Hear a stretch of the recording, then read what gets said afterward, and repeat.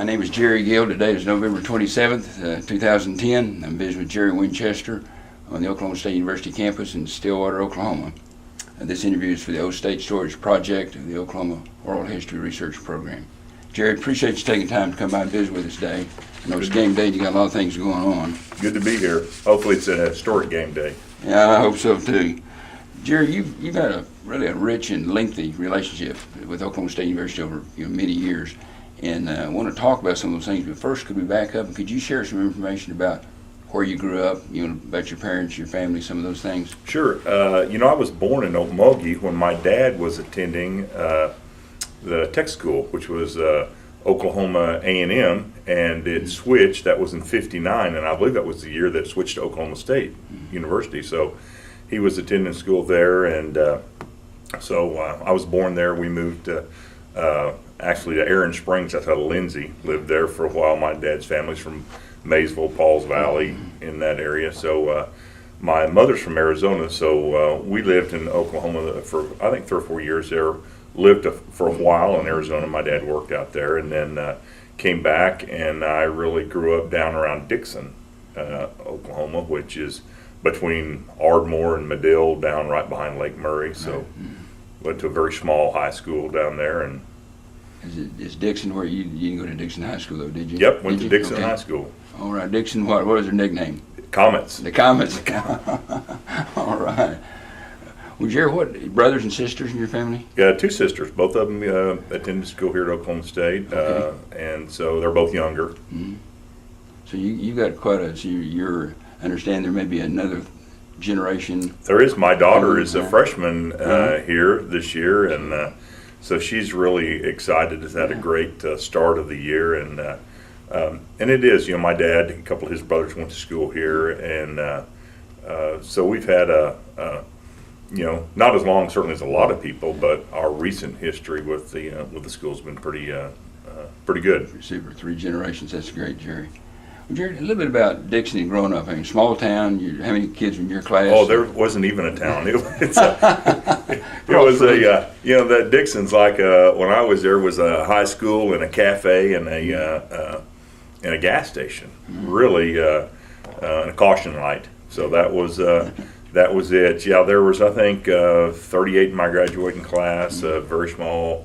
In fact, it was funny playing football there. We had about 17 or 18 on the team, but played 11-man ball. So, you'd have the team that was on the field, and then you had 5 or 6 guys standing on sideline, and that was it. And, I remarked that it was not unlike when you played football in college here, in that when I went on the field my sophomore year, I never came off the field till I finished as senior. You played every play, every down, every game, offense and defense and special teams.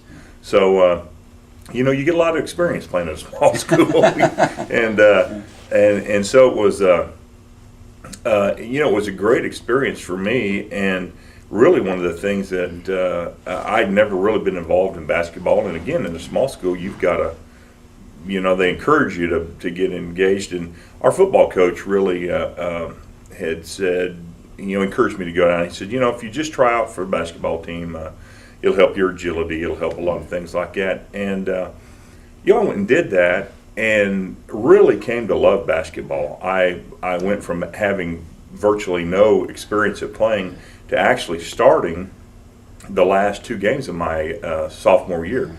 And so we went on and were able to play in the state semifinals my senior year. Wow. and had a great basketball team there from Dickson. And I will tell you, being a football guy all my life, it really I really enjoyed that time playing. And funny story about being at Dickson, my dad and my uncles all went to Maysville High School. Mm-hmm. So I heard all my life about their football coach, the guy that was there, Tom McVeigh. Coached at Maysville, state championship there, coached out of Beaver in a state championship. And they just, they were on and on about, boy, how tough it was to play for Coach McVeigh and all the stuff like that. And my senior year at Dickson, we had a coaching change. I go up there, and who's the coach? Tom McVeigh. You serious? His last coaching job before he retired, he came to Dickson. So I got to go home and tell my dad said, I don't want to hear any more of them Tom McVeigh stories because we're living it now. That's great. What kind of season did you have in football? You know, those 3 years. You know, program? They just started football okay. at Dickson. I mean, they had literally brand new field. It was a typical small school. They played basketball, they played baseball, and that was it. So it was a real step out for them to play football. You know, we gauged the season.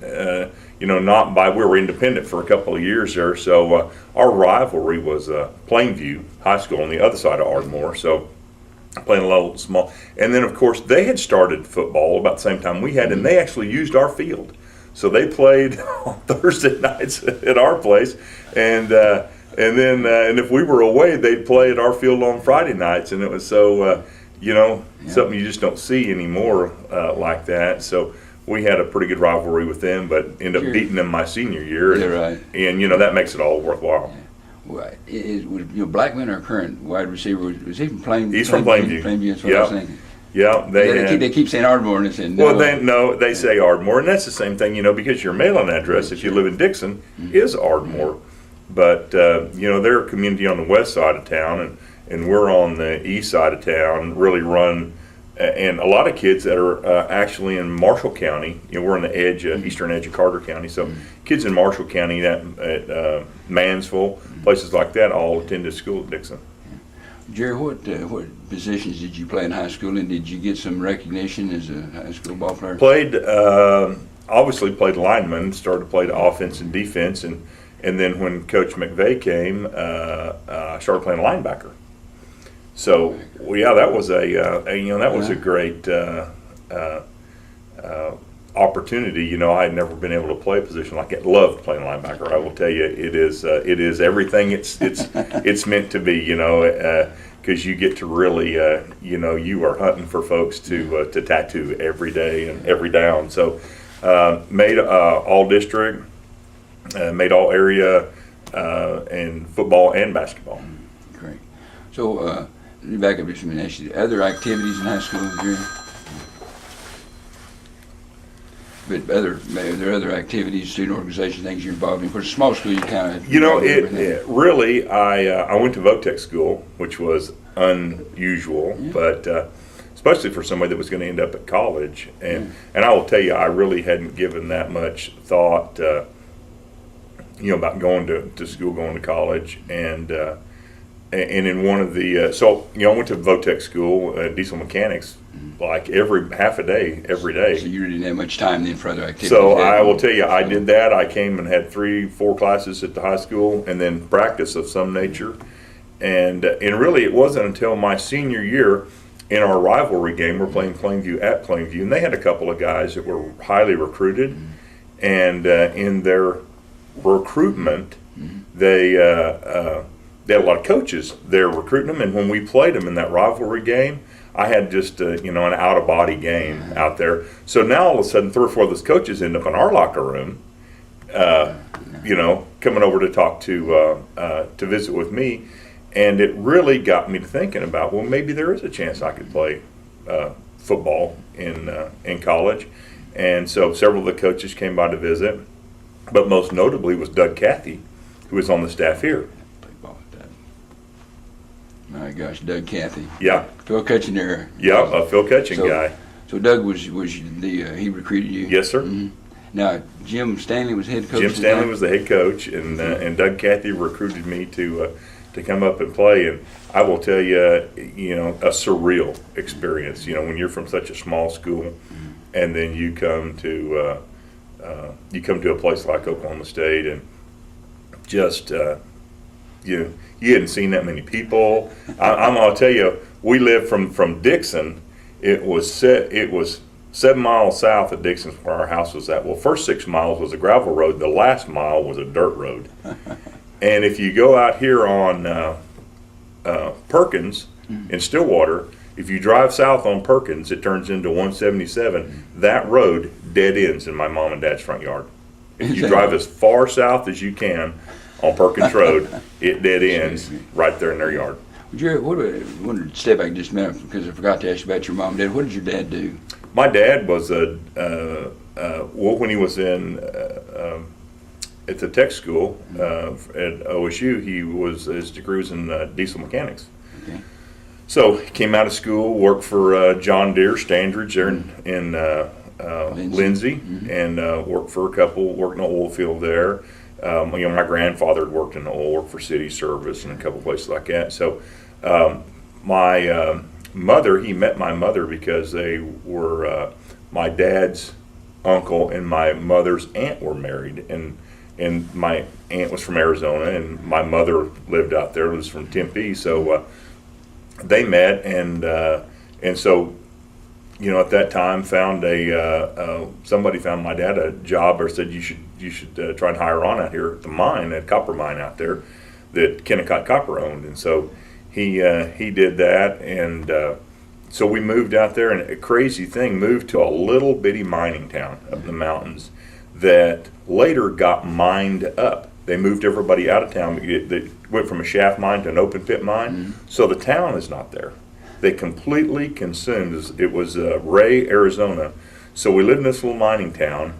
Every house, and of course I went to a 3 grade school. Actually was kindergarten, first, second, third.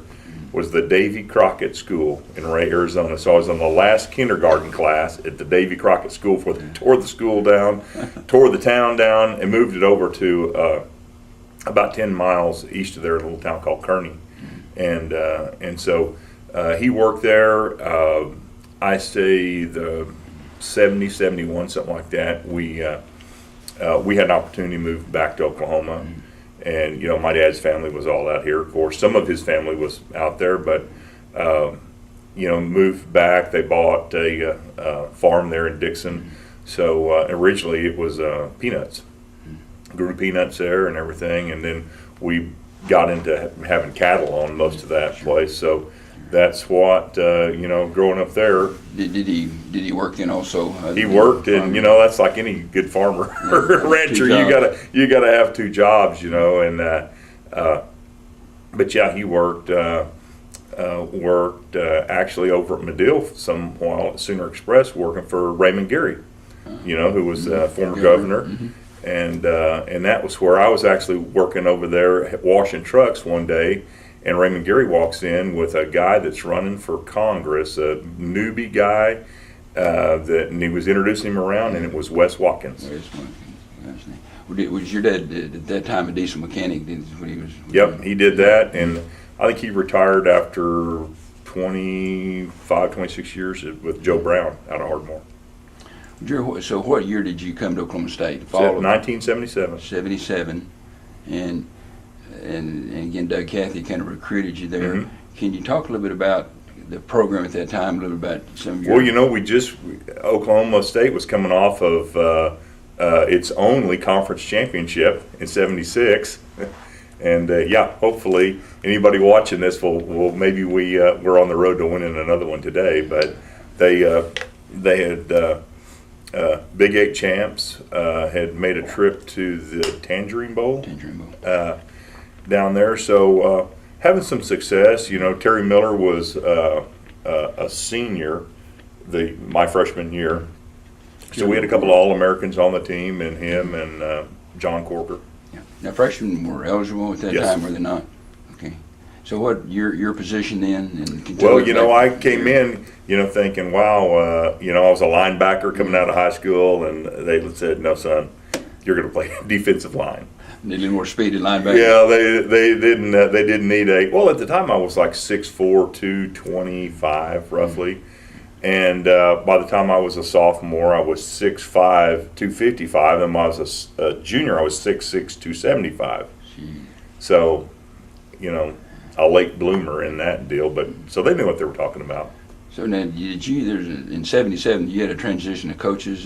Well, it was actually the D-line coach transitioned. I was playing for Bill Turnbow, was the defensive line coach. The next year, Coach Stanley's last year, would have been my sophomore year, and a guy named Pete Jenkins came in to coach the defensive line, and probably the best defensive line coach in the U.S. Wow. Absolutely. He just retired from the Eagles, but spent, I think he was through 5 head coaches at LSU. Absolutely just and one of those guys, and you've had them through your life that really changed the way you looked at things and just was a huge impression on me. And playing for Coach Stanley, you love that stuff. That's a tough rascal. I will tell you. When you look at his background playing for Bear Bryant at A&M,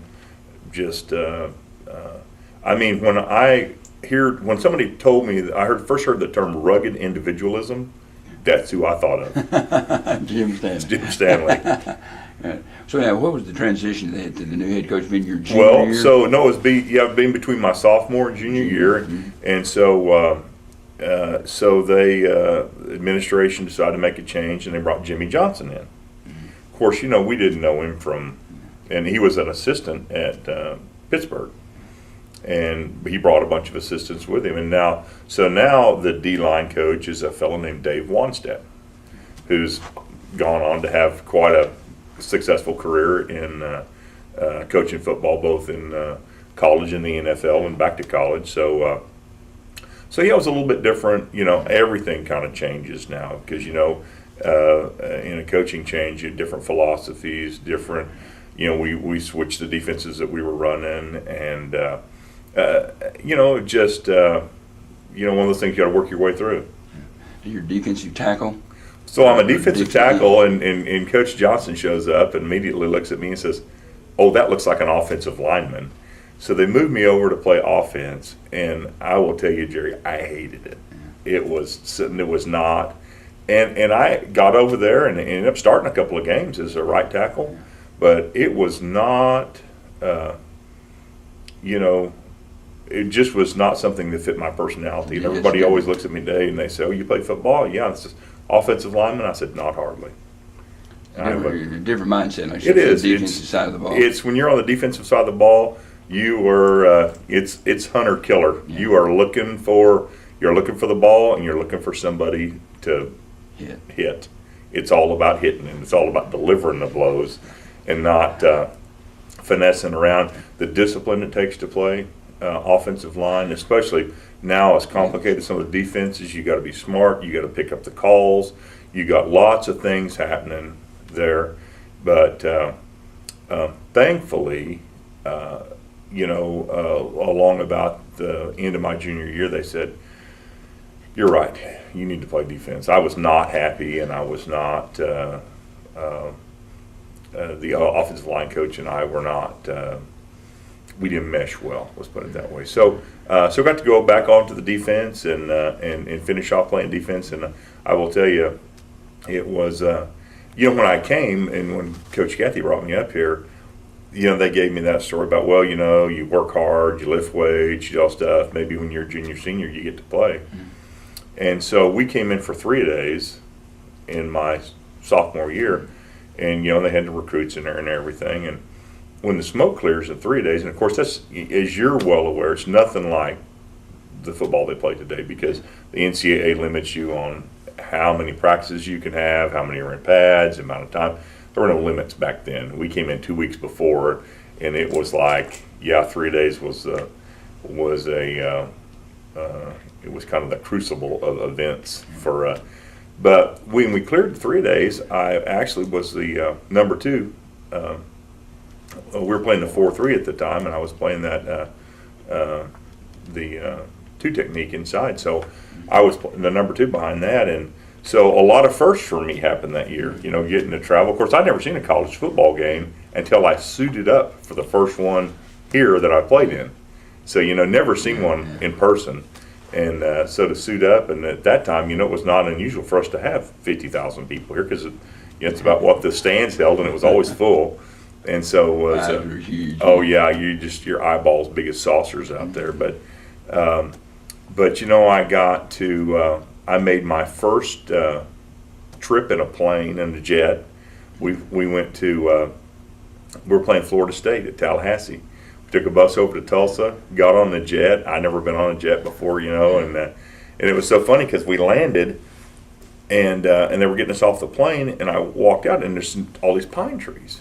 I said, "I thought we were going to Florida," and and the guy said, "We are in Florida." I thought we're stopping for fuel or something. You know, I didn't know anything like that. But I'm thinking palm trees, beach, pine trees, and so we go to play, and you know, I'm sitting there, I'm taking this whole thing in. We're at Tallahassee, and I'm looking at everything. I mean, the cheerleaders, the stands. I'm going like that. The game's going along there, and directly I look over and I see one of our guys limping off the field. I said, "Man, he's hurt." And I said, "Man, he's limping bad." And I'm just watching this whole thing, and you hear this voice out. It sounds like that Charlie Brown teacher, you know, that talking, and it's the coach yelling at me. The guy limping off the field was Billy Wells, and that's who I played behind. And he's yelling at me to get in the game. So you go from 1 minute and played in a game, hadn't done anything like that, to you're standing in the huddle, and they're calling. And you're shaking. And you're like, oh, man. You know, I hope I was paying attention. Of course, we go in there, and the first thing they call is a stunt. And I thought, oh, man, I'm not believing that we're going to have to run a stunt. Well, I'm playing that too. The end next to me is Dexter Manley. Oh, yeah. And so here we are playing this. We're going to run this stunt. And I'll never forget the tailback for Florida State was Ivory Joe Hunter. And we run this stunt, and this kid hands him the ball, and we just tattoo him right in the mouth, right there, and drop him. And so that was the first play I played in. And so we get through the game. Billy kind of rehabs. We go over to Arkansas. We're playing in Little Rock at War Memorial. He can't hardly get going. So I go back in and play the play. Then the next week we are playing in Cowboy Stadium in Irving, playing University of North Texas, and I get to start and have just a great game, graded well, and. Actually, I think was nominated for a Big 8 Player of the Week, Defensive Player of the Week. And so when Billy came back, they actually moved Billy to the left side, and they moved me and left me playing the right side. So I ended up starting 7 games that year as a sophomore. I never would have thought it. Wow. Congratulations. That's got to be exciting for you. Absolutely. How did so you had that, was it a 7-4 season, that kind of breakout Yeah. year? Then your senior flip-flop thing, did it Yeah, not? we did. We had, you know, we struggled a little bit. And we had a slow start and actually came on pretty strong at toward the end. But, you know, it was you know, that how when you change quarterbacks, you got a running back change, several linemen. It was just not near the season that our junior year was, because we had, you know, like I said, we had a great season, which I thought we would have had under Coach Stanley. You know how it is when you get everybody's kind of experienced and you got a good group coming up, it really changes, you know, your outlook. So I was not surprised when we had a good season my junior year, but not pleased when we didn't have near as good a season our senior year. Is there any recognition that you got either, my sophomore year, made the all Big 8 academic team. So I guess I made good enough grades that that, you know, for a year that worked out. So was good to do that. Scott Burke and I, Scott was our quarterback, and again that was coming off of, you know, the freshman year. You know, Terry Miller had been runner-up for the Heisman to Earl Campbell. It was funny because through that whole career, we played several Heisman winners. Played George Rogers at South Carolina, played over there. Played Billy Sims was at Oklahoma at the time, and played against him. And they had several. I think when we played Nebraska, Dave Remington, the center, was the Outland Trophy winner. Greg Roberts at OU won the Outland Trophy. Plenty of competition in the Big 8 during those years for just people that went on and had great careers. Jerry kind of changed this a little bit of what he's at OSU. Can you talk a little bit about your student experience, maybe, where, of course, football consumes a lot of time, but were you involved? Well, let me back up first of all. Your major was what? It was in engineering technology, in mechanical power. In the College of Engineering, Architecture, and Technology. Yeah. Okay. Can you tell me a little bit about that major again? You know, mechanical power was a great segue from where I'd come, being in Votech School in diesel mechanics, having aptitude for working with machines and working on stuff like that, and an interest in that. And when they first brought me up and I was visiting in the engineering school and talking about that, and they were really kind of talking to me about what I wanted to do and how I needed to do that, and it came out that they had this technology program, and the guy that I was visiting with sent me over to visit with Craig Robinson. I don't know if you remember Craig was Craig. Mm-hmm. Craig was here, and so I went over to visit with Craig, and he said I will tell you, this mechanical power is exactly it's exactly the kind of degree that you'll do well in, and he was right. I tell you, I enjoyed that, and Sam Powers was my advisor. Still lives here in town. I go visit with him. Almost every time I'm up here, and here again, now you go to the next level of folks that influence your life, that talk to you about getting through school and the value of that, and I think that was really after I was here a year or two. Then playing football is great, but what's going to carry you past that is you've got to finish. You've got to have a degree, and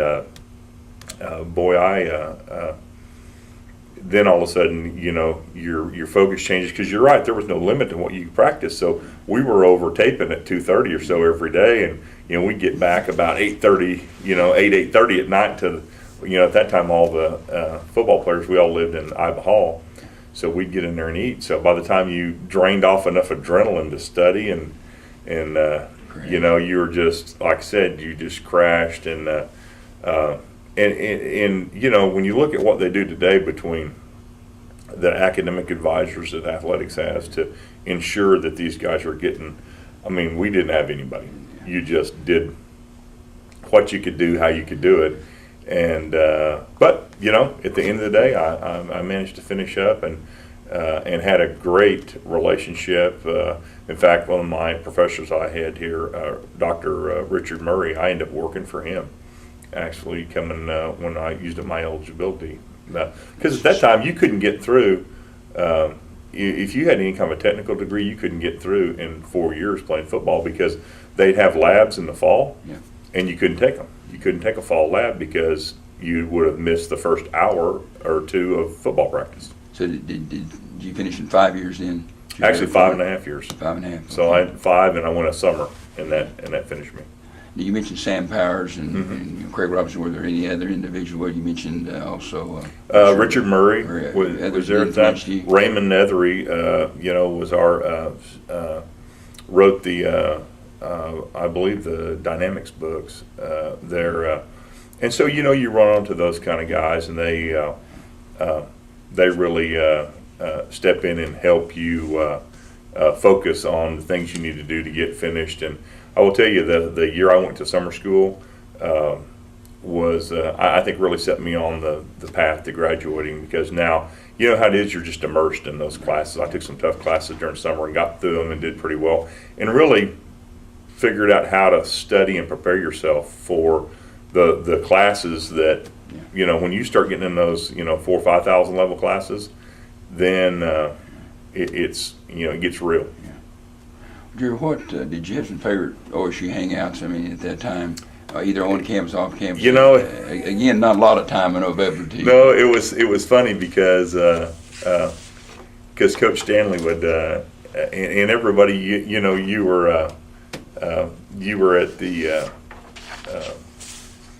benefit or the reunion we had for Coach Stanley a couple of weeks ago, and everybody has great Coach Stanley stories, and nobody can tell them without imitating him, and he always had his watch. He wore his watch on the inside of his wrist, and he talked that voice, and deep voice. Yeah, the voice, and he would sit there, and he'd come in, and I remember as a freshman, he came in and said, "Hey, I don't want to see you guys hanging out down that gay coyote," which is what he called the Gray Fox Inn, coyote, the gay coyote, and drinking them belly washers at that gay coyote, and so I tried to stay away from. And it was funny. This year, I was here with my youngest daughter, played in the AAU tournament here, maybe tournament in Stillwater. The first time I've ever eaten a meal in Eskimo Joe's. everybody, it was just a bar when I was in school here, and it was, wasn't the food, wasn't anything in particular. The place we always ate at, that we hung out at, was the Hideaway. I will tell you, because it was across the street. It was down and back down, what is that, 3rd Street or something from where it's at now on Knobloch. Mm-hmm. So it's in an old small building, and of course they were the only ones that delivered. So we called the Hideaway relentlessly. Well, speaking of Drew, there's a story. You come up with the ball games, with your motorhome. And I understand you're the pizza delivery guy. Oh, well, I will tell you. Did you just come back from your Hideaway days? It's pretty funny because last night I called the guy that's in the RV lot next to us, Brad Schultz, around at Booker, and he was actually in Oklahoma City buying his daughter a car. So he's visiting, and when I got in the RV lot and everything, he said, "Hey, I met a guy that knows you." And I said, "Really?" He says, "The car salesman in Oklahoma City, when I was talking to you on the phone, said, 'Hey, were you talking to Jerry Winchester?'" And he says, "Yeah." He says, "I know that guy. I delivered 1 million pizzas to him in the RV lot the 4 years I was at school up here." And the guy remembered because we ordered pizza and had pizza delivered up there. Not that they don't have pizza in Houston where we live, but that's Hideaway Pizza is just the best. And everybody that my wife and my daughters have all been in that deal. So we've ate a little bit of Hideaway Pizza in our time here. But you talk about hanging out and stuff like that. There was of course, when I came up here, the drinking age was like 18. Yeah. So, there was bars. Down Washington Street, down the strip, it was in the solid places that you could go hang out. And, it wasn't, it was funny that we would go, really, as our junior, senior year like that, we'd, after games, we would go, if we wouldn't hang out any place, a lot of times we'd go hang out at the Cimarron Ballroom. We go down there south of town. Mm-hmm. They had they have like a house band. They'd have somebody come in and play every so often, and this little gal that played in the band down there, you just see her and you didn't think much of it like that. Well, the next time I see this gal, she's singing the national anthem at the National Finals Rodeo. Because remember the PRCA Finals was in Oklahoma City for years until they moved it to Las Vegas. The gal singing the national anthem was Reba McEntire. So she'd been down here singing, coming from Pittsburgh County, and then as when I finished playing ball and later was finishing up my degree, worked a little bit out here at a place northwest of town called Tumbleweeds, which is a country western place out there. And were you a bouncer? Bounced at Tumbleweeds. I learned to fly while I was here, and I was out the airport hanging out, and the guy that owned it came by and was visiting with me and asked if I ever went out there, and I said, yeah. And he says, well, man, would you consider working during the summer? And they were shorthanded. So me and my roommate went out there and worked, and of course there's a lot of athletes out there, and guys from the IBA that I knew, so wrestlers and guys like this, and they had one of the guys that bounced out there had gone, and we were visiting, and he also, I knew him from Athletic Dorm, he lived over there. He was going to go to Nashville. There was an amusement park in Nashville whose name escapes me, Opryland. So he's going to go to Opryland to try out for one of those shows. And a couple weeks later, he's back. I said, when are you going to go start at Opryland? He's like, oh, man, I didn't make it. Didn't make a cut. I said, oh, man, that's a tough break. So go through, finish out my career. So I'm working. I've graduated. I'm working in Arkansas. I hear this guy singing on the radio. And I said, man, this sounds just like that guy that I bounced with in Stillwater. It's a deal like that. So, so I got home I was working in the oil field, and I got home. I called my roommate from college. I said, this guy on the radio, Garth Brooks. I said, is that the same kid that was a javelin chunker that we went to school with and bounced at the? And he said, I think it is. I said, man, he sang pretty good. I can't believe he's on the radio. so you're like Forrest Gump. You're going through life and just ricocheting off of these people that But it was funny. Here's a guy that got rejected by Opryland. Yeah, he didn't make it the first time in Nashville. He Oh came yeah. back still. Well, he's a whole lot like Brandon Whedon. Who knew?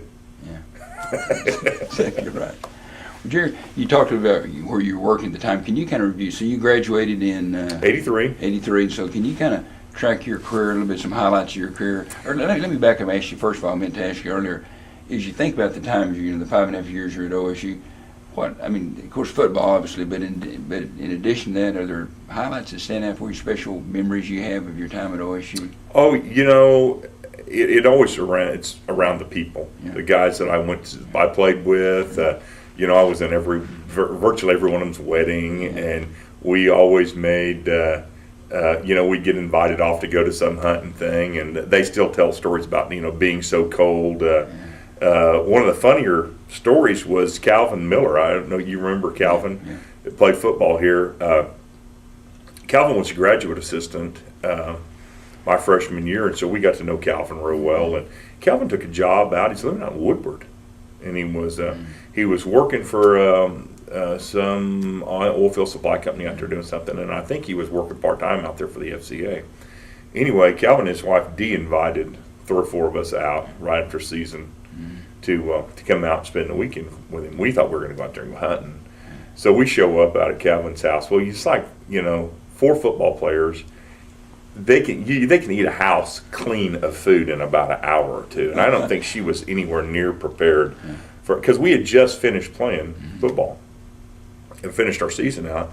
So we're out there in Woodward, and we're thinking we're going to get lined up to go hunting. Calvin says, "Hey, we got something we got to go do." And I said, "What?" He says, "Well, we got to go check some gear out. They're going to have a football game down here tonight, and they need some players, and we're going to." And I told him we'd play. I said, "What's that? A football game? What kind of football?" He says, "Oh, they're having like a varsity alumni football game or something like this, and we're going to go play." And I said, "Calvin, we cannot go play in a football game." I said, "One, nobody's going to stand still for that." I said, "Two, if they found the coaching staff found out we were playing in a football game," and he's like, "Oh man, and so it kind of died. Well, 2 or 3 hours later, he's got us down to the gym, and he says, "Oh no," he said, "I worked this out, it'll be okay, and we're checking out gear." And we go, we didn't have any shoes. I played. So we compromised and said, "Okay, look, we'll just all play on the defense. That's all we'll do." And so he played. Here's Calvin Miller had just finished playing for the Giants, defensive tackle for the New York Giants. And we get in a varsity alumni football game in Woodward, Oklahoma.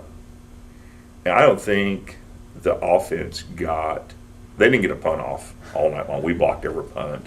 It was like, so you talk about crazy things that you went. Of course, thankfully, nobody on the staff ever found out about that. Calvin conveniently forgot that until we brought it up to him here. I was thinking a lot of some NCAA implications too. Well, at that time, who would have known? I mean, it's off season. We're just out playing. So, but we had a good time. But those guys, that weekend that we did deal with Coach Stanley, we had them all up. They were all here for the game, and and I talk to those guys almost weekly, if not, every couple of weeks. You see them and you talk to them and visit with them, and so those were great times, and a lot of stuff going on there. And again, I think for me a great experience here's when I learned to fly.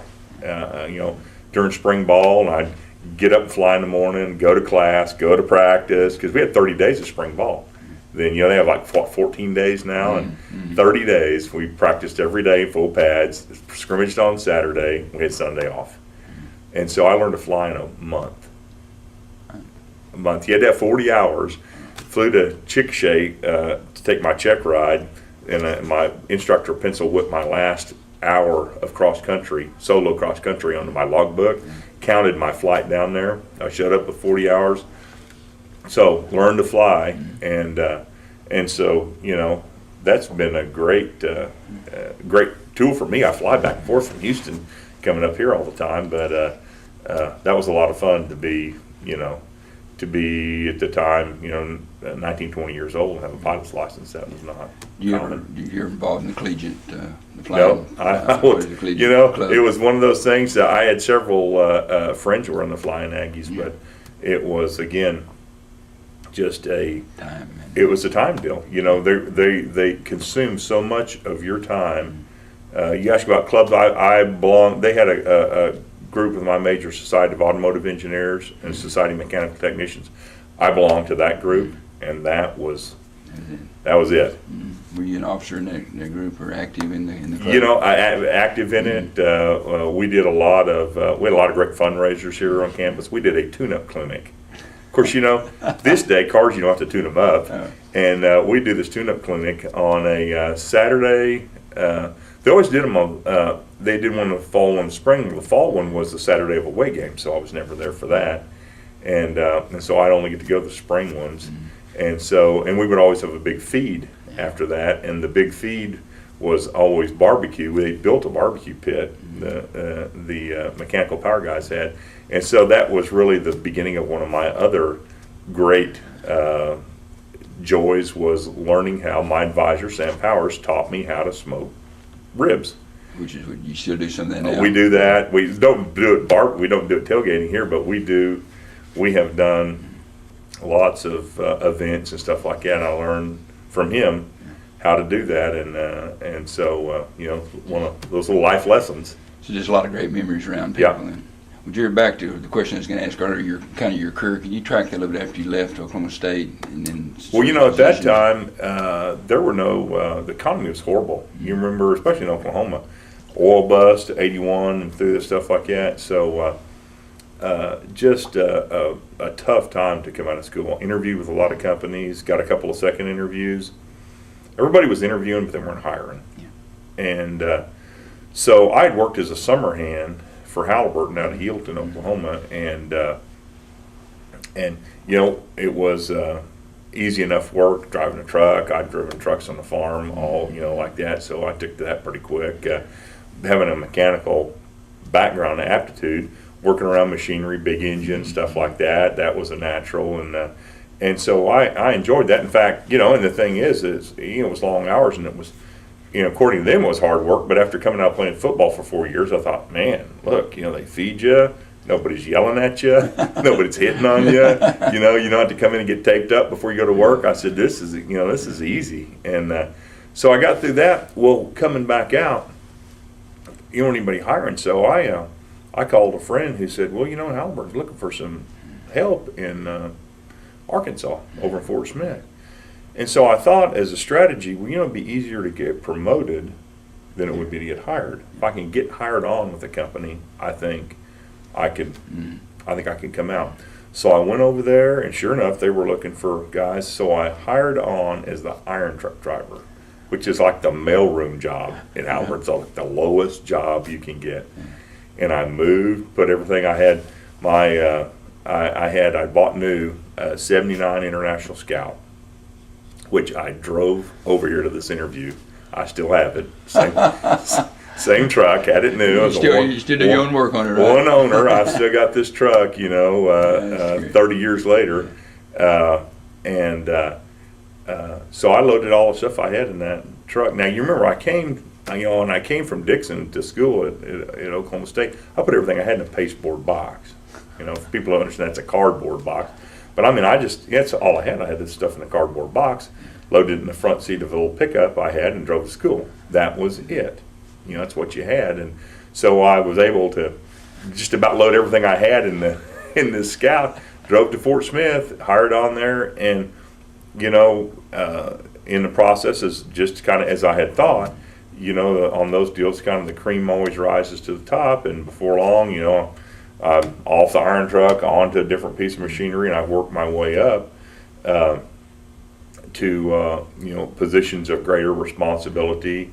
Worked there a couple of years. You transferred to Wilburton, which I thought was probably gonna be the end of my career. I thought, now I'm in an outpost in eastern Oklahoma, a little bitty town, and real different. Being a southern Oklahoma boy living in eastern Oklahoma, it's you wouldn't think it's that big a deal. It's a little bit different. folks, different set, pretty country. I mean, I love working over there.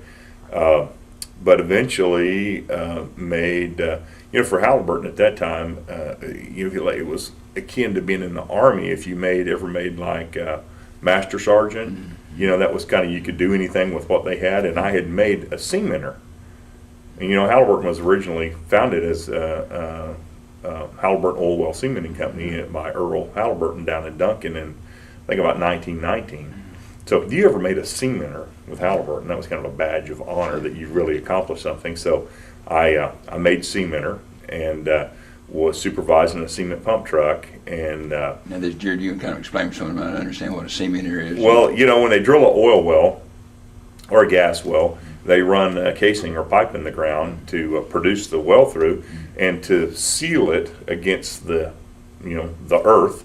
They pump cement down the middle of it, and they pump a rubber plug down that pushes the cement out the bottom and back up the sides, and it literally just like seals this. The cement sets up, and it sets up, and that's the seal on the outside of the casing, right, that keeps the well under control, allows you to produce it, and isolates all the water zones and everything like that. So, and that was a new thing when Earl Halliburton did that. It was a very new process. Very few people did it, and now it's standard in the industry. So I was doing that, and managed to was living over in eastern Oklahoma, and happened on to my wife. Met my wife there. She was she was living in Bug Tussle. Bug Tussle. Home of Carl Albert, Carl Albert, Speaker of the House. So she's living in Bug Tussle, and I met her over in McAllister, and so I got transferred actually to Duncan, and it finally made, after all those years of working on all that equipment, I made staff engineer. And so I got to Duncan, staff engineer. That was about 88.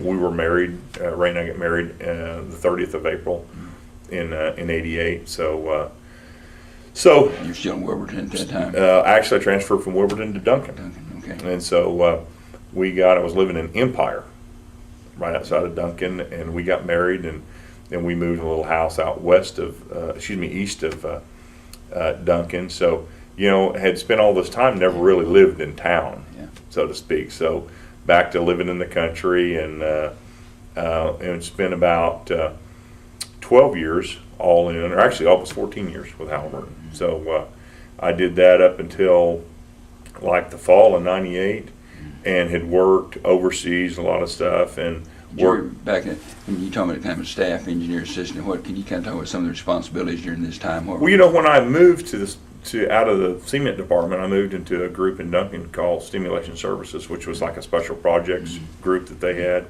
So it really started me on the bigger change in my career, which was right the week before, 2 weeks before I got married. I was working offshore in California, prepping a semi-submersible rig to go drill a relief well on a blowout in Cook Inlet, Alaska. So blowout is, it's where a oil or gas well is flowing uncontrollably to the surface. So we did that, and kind of got that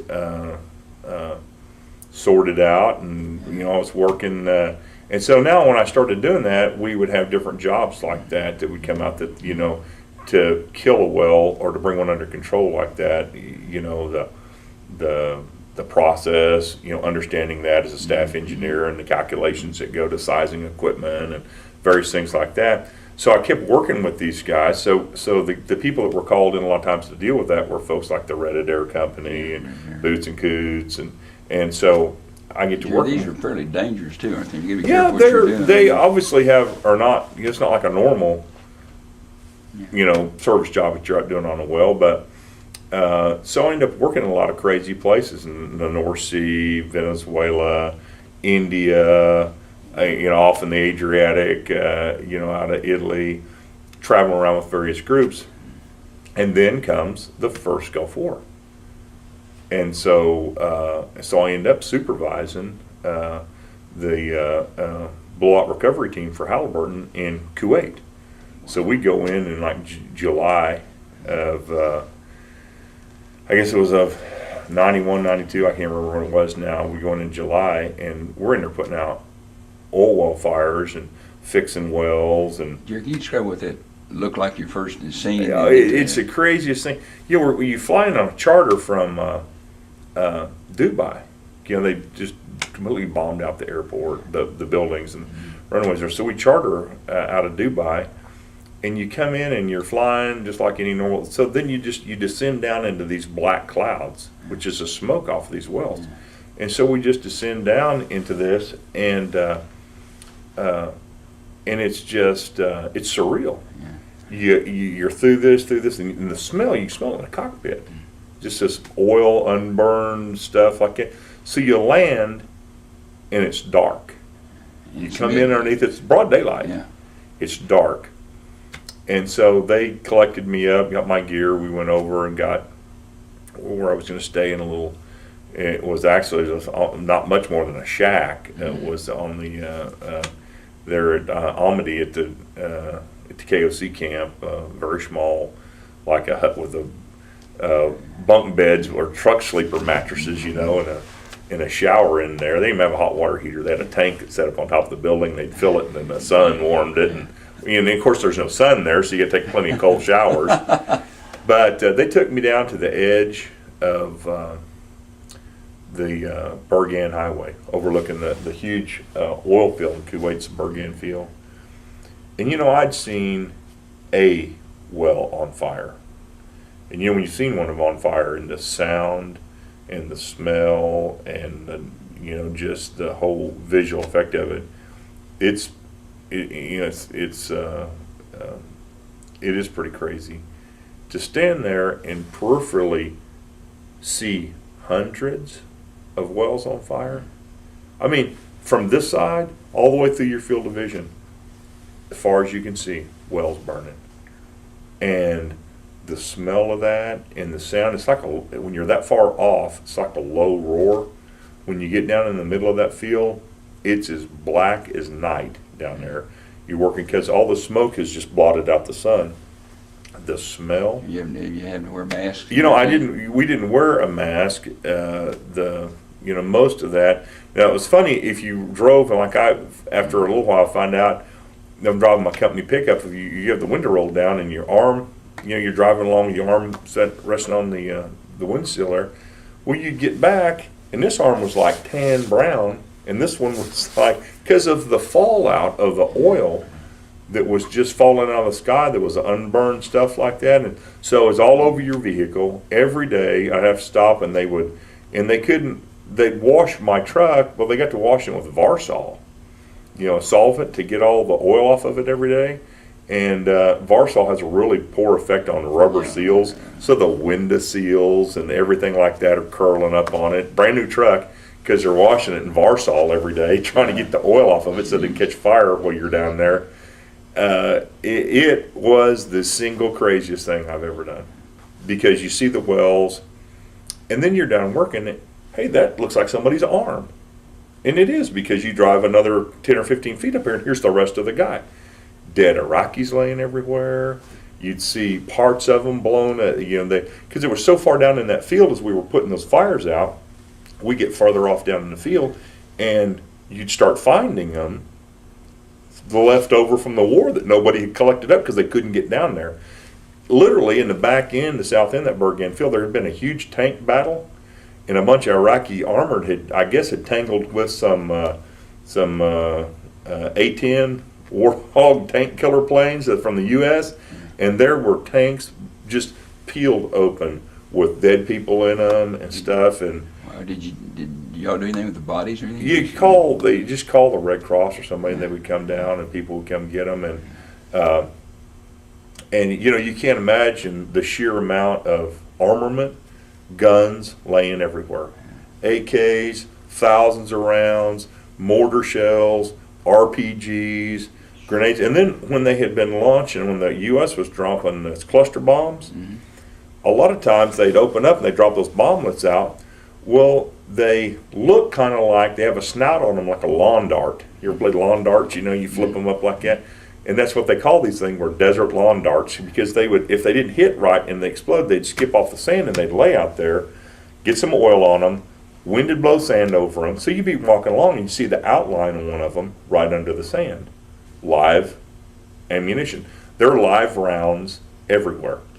It just, and so there's EOD teams out there trying to, ordnance disposal. And they had said that the whole time we were there, that there were almost 40 guys killed in ordnance disposal. Because there was live unexploded ordnance everywhere. So every time we went to a location, they'd have to have an EOD team come in and clear it to make sure it was cleared.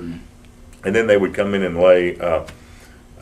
they'd rebuild the location with, we call it caliche here, they call it gatch there. So they would put this gatch pad in. And even after that, we would come on the location and start setting up equipment or working, and you'd smell something, and you think, oh man, there's somebody dead around here. And you go looking, and sure enough, you find another body, somebody dead.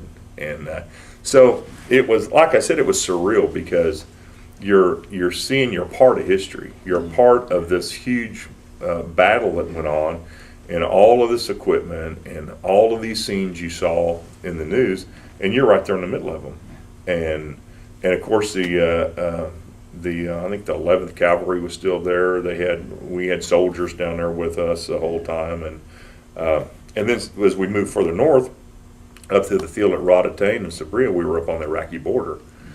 And and that was at a time when the Iraqis were still there, and Saddam Hussein was still in the middle of that. So lots of stuff going on.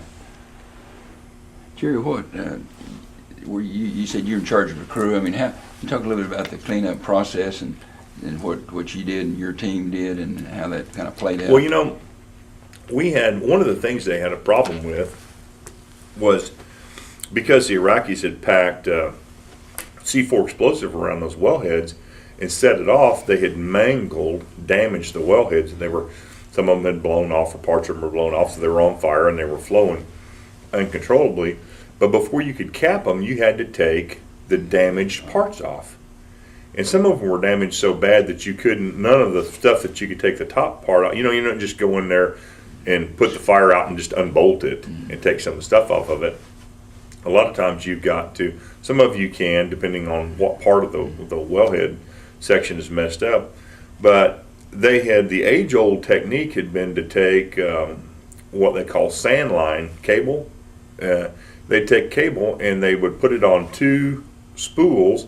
They'd wrap it around the wellhead, and they would just pull it back and forth like a giant bandsaw kind of deal with this cable. And this cable would literally just wear a hole as you were sawing through the casing strings. It might take 4, 5, 6 days. Cable breaks, you got to start over. You can't get back in the old slot because maybe the well's still on fire or something like that. So you got this problem of trying to cut these wellheads off.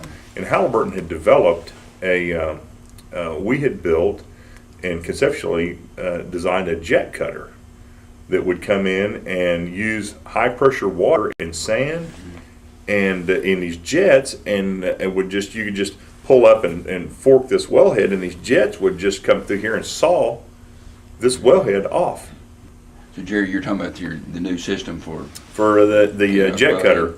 So we had fixed a machine that would do in 40 minutes what it used to take 6 or 7 days to do. 40 minutes, we could completely sever and cut one of these wellheads off and have it ready to. Because you remember when they originally made the estimates of this, 700 something wells on fire, they said it'd take 4 or 5 years to put them out. We did it in 9 months. And it really, because it came down to, it's like anything that you have to do a whole lot of. The wells were very typical, so you almost get in a factory mode. In fact, it was so many, they would finish the locations. And with the heavy equipment we had, we could literally tie on to various pieces of it and just drag, with a dozer, drag the monitor sheds and the other stuff right to the next location and move in a very short time. And they got to where they had a crew already there, had dug the pit and had lined it and filled it with water.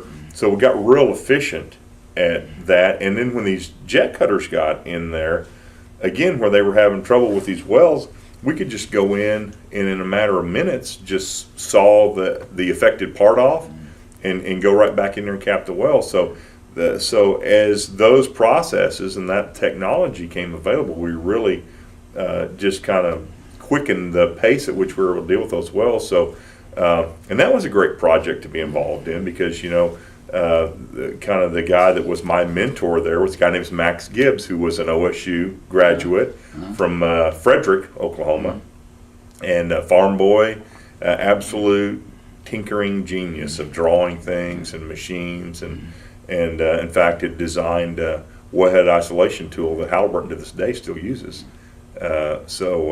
Jerry, how many people were you in charge of? You said you had a team. There were probably 300 people there. Okay. Then were there other crews, other teams out there in addition to? Well, they had a lot of the firefighting companies. So the Red Adair company had 3 teams. Boots and Coots had 2 or 3 teams. There were national teams, a Russian BOP team, the Chinese team.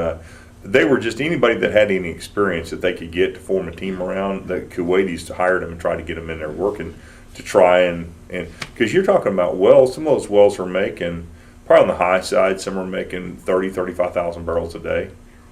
It's just going up with smoke. Yeah. Or it's not going up with smoke. It's pooling in big giant oil lakes out here that somehow get caught on fire, and you got to deal with that. So the whole place is just an absolute environmental disaster. Of course, it couldn't have been a better place to have had it than a place that's like a giant cat litter box. Not much out there, lots of sorbent. It's crazy to see it today how well it has recovered from that, because it was a vision of hell. What you would imagine, everything black, all the white sand had just turned black. Everything you walked stuck to your boots. The further you walk, the taller you get, because it just kept, and everything out there was covered in this stuff. And like I said, lakes of oil, pools of it on fire, all kinds of stuff, just, crazy burning stuff in it. So it was hot. Plus then you add the fact that as we started getting some of the wells put out and the shade kind of dims and you get the, sun comes out, now it's 125 degrees ambient temperature, and you're working next to a well that's, 2,500, 3,000 degrees. So it was just smoking hot off in the middle. And see, we tried to work from very early in the morning, 3 or 4 in the morning, and quit about right at or a little after midday. So we were working 12, 14 hours on location. But of course, we were working prior to the crews getting down there, getting everything set up. And then when all the firefighting crews would go in, we had all support equipment. So we had pump trucks. So when they would get the well ready to bring it under control or cap it, they'd have to pump a heavy fluid, mud, in the well to kill it. So we would do all the pumping for that. If they had a well that maybe just a valve broke off and they could take a stinger and poke in it and pump down it and bullhead kill it, we'd have the equipment out there to do that. So we had a lot of different pieces of equipment that were involved and engaged in that. And we had different crews. We had them in the south, we had them in the north. So, I would burn literally 2 tanks of gas out of my pickup a day, going from job to job, getting stuff set up, making sure it was lined up, the right crews were here, the right equipment was here.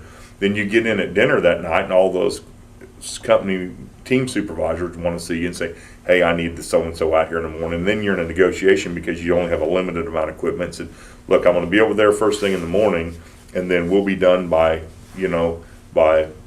5 or 6 a.m. and then I'll move over to yours, and because we would be out, like I said, at 3. So I worked there. My last day in Kuwait was first or second day in November, and I went back I had moved from a little hovel that I lived in, sleeping on a truck sleeper sofa, to they'd renovated kind of a high-rise apartment complex deal, and we were living in that, and so I had like my own little small bedroom and living with 3 or 4 other guys in there. And I went back to get my gear because they had just started flying out of Kuwait City. I was going to be able to take a direct flight from Kuwait City to London coming home. I hadn't been home in like forever. And I got to the hotel, or got to the apartment. I walked in, I walked to the window, we were on like the 8th floor. I looked out, it was next to the ocean. and here's this beautiful blue ocean. I'd been there a month and a half. I'd never been there in the daylight. I had no idea that I was living next to the ocean until the last day I was there, because I left at 3 or 4 in the morning. I got back at 8 or so at night, and I was in bed by 9, so I slept from basically 9 to 3, and then I was back up, and who knew? Well, and I guess you're as bad as experience as this was in some respects, a tragedy. But I guess there's some positive things in your career that's helped. Absolutely. So in working with all of those teams and all those guys, I come back, get promoted a couple more times at Halliburton, and actually end up as the product manager for hydraulic workover, coil tubing, special services, like that. And because of the connections I had made, when a lot of the teams got back, Mr. Adair, the Red Adair Company, he sold his company and he retired. Boots Hanson, Coots Matthews, who were the first 2 employees of the Red Adair Company, he had formed Boots and Coots in '78. They retired and sold their company. And in this whole mix of retiring and stuff like that, the guys at the Red Adair Company leave, form their own company, buy Boots and Coots, and take it public in a reverse merger. So now they've got a public company. Yeah. They don't know anything how to deal with stuff like that. And so they call and say, hey, we want you to come to work. And I said, I don't want to work for you guys. And they're like, well, why? And I said, well, you've got a stupid business model. You sit around waiting for somebody to flip on following a banana, then you go deal with it. And I said, you're a public company. That's, that you're going to have really lumpy revenue, all kinds of problems. I said, this is not the model for what you want to do. And they stayed after me for several months doing that, and then finally came to the realization that they wanted to change some things. Mm-hmm. And they said, we need to change the model. We need to do some things different. And I said, all right, if you want to do that. And I was changing. I'd worked for a really great guy at Halliburton. Another one of those guys you run onto that changes your career, a guy named Craig Floyd, who recently passed away, and did just a fantastic job of, getting me engaged, learning some new things, paying attention to some stuff that I needed to deal with. And so we got along, and he gets promoted, and I'm working for another guy, and we just wasn't the same, and it was an opportunity. So I left in November of '98 and moved to Houston, and became the president and chief operating officer for Boots and Coots, which was a public company. And so after a 12-year career there, about 2 or 3 years into it, I was the CEO.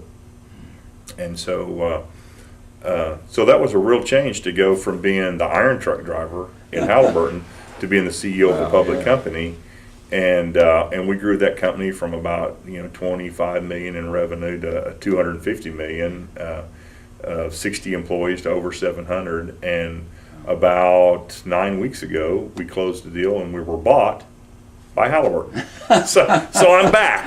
It's like a bad penny; you just keep turning up. So yeah, I'm back, and they had to bridge my service. So now I have 27 years with Halliburton, and I found out the other day if your age and your years of service are more than 70, you're eligible to retire. So I'm in. That's great. Jared, a little bit kind of move back to your OSU experience, and I'd love to talk to you again and get some more of your experience together. It's been wonderful. Did want to ask you one quick question though. The model changed, I understand, from conversations you and I had in previous years. The more preventative safety things and a lot of things you did. Can you just take a couple minutes and tell how you? It was. I will tell you that was one of the changes that we needed to make. Was it was so funny. I could go and when I had the original Boots and Coots business card, you'd hold that up in a big fire, burning derrick and stuff like that. And people, you give it to the customer, and he said, "Oh, Boots and Coots. I hope I never have to call you." Yeah, that's a tough business model to have. Customers don't want to call you, and so we really did sit down and did some introspective thinking and talking about what needed to happen and what we need to change. And said, ultimately, the customers don't want to call us because they don't want to have an event. Yeah. So how can we make money off of wells that don't burn? We could get the prevention business. We see what causes all these problems. Mm-hmm. Why don't we take that knowledge of what caused them and go back and work backwards to that and really work with the customers to not. And so we were in a room and a whiteboard, and we're marking all this stuff up. And one of the senior guys at the Boots and Coots got up and said, "That's the stupidest idea I ever heard." he says, we get paid for putting these wells out, stuff like that. Why in the world would we want to keep them from catching on fire? Gets up, walks out of the room, goes to the office, packs his stuff up, and quits. And I'm thinking, oh, wow, man, I've hit a nerve here. First year we did about $200,000 in revenue and prevention, and everybody said, oh, you never did. There's not going to be much money in that. Second year we did about $1.5 million. Last year we did $100 million in prevention. So we grew that from a idea that caused somebody to just jump up and quit. He hated it so bad, to something so successful that it, by a factor of 6 or 7, eclipses our blowout revenue. Wow. Because, that's a market you can't grow at much. You can't, how do you cause more blowouts to happen? And as technology gets better, fewer of them do happen. And all the sensitivity environment, all these issues. And all that stuff. So our timing was good, and we really, we brought some people on who was more specialized in risk management, risk mitigation, and really changed the focus of the company from being solely a blowout and firefighting company, which we still are, we still have that capability, to really being one of a prevention pressure control company. Well, Jerry, one other quick question. Did you had any involvement with the recent crisis in the Gulf?